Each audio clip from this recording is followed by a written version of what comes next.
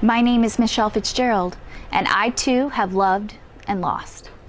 For me, it was a turning point when I had a son, and it took me back to family and realizing that connection through food isn't just about the unique environment. It's an environment that's actually made richer by being with the people that you love, and that is what Let's Eat is all about. It's a love story with food, but it's also a love story that's designed to allow others to share it and to be part of it. The love story in that was my son.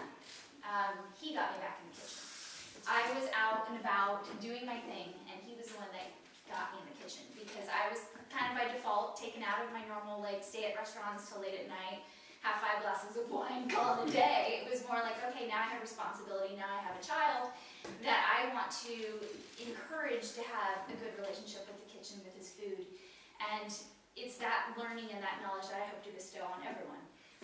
And that experience, and to encourage you to take the recipes from tonight, to get into the kitchen. When you're a single mom, you end up doing a lot of things alone, especially when you're trying to manage a career.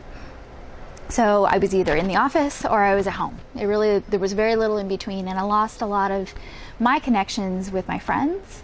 I lost a lot of connections even with my closest family members because I was almost what you'd call in survival mode. And I think part of it, as he's getting older, has helped me to kind of come out of that initial few years of what really is a lot of hard work, but also recognizing that I can't just sit back and be alone, that I need to do things that foster connection. And again, it came back to what do I believe that is, and it was food. My son shares such a deep passion for it too. Maybe because he does see me in the kitchen. He's so respectful of that time and that moment that I have every day, but he has also been a huge inspiration to allow me to create those connections without guilt, and recognizing that I need this, he needs this, and we're all much richer and happier for allowing those things to happen. As any mom, you have your personal guilt of not feeling like you're there for your child.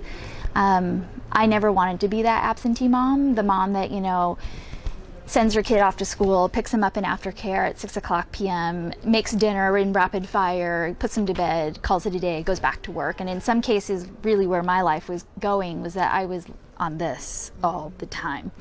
And I wasn't looking up, and I wasn't experiencing life, even with my own son, the way that I wanted to. And I think he was sensing the distance, as much as I was obviously doing everything I could to try to be there for him. He wanted me to pick him up after school at the normal time every other kid got picked up that didn't have a working mom. I have a career coach, or life coach if you want to call her, and something that we've been working through is the fact that I want to live free. I think to experience everything, might be another way to say it. And I feel like that's overdone, other than don't stop, just because that's what it looked like 10 years ago doesn't mean that's what it should look like in the next 10 years, and I think that many people are afraid to pivot, and it requires living more freely and unafraid. And that's something that I truly believe in, even though it scares the shit out of me a good bit of the time, and I wake up in the middle of the night, it's going what did I do?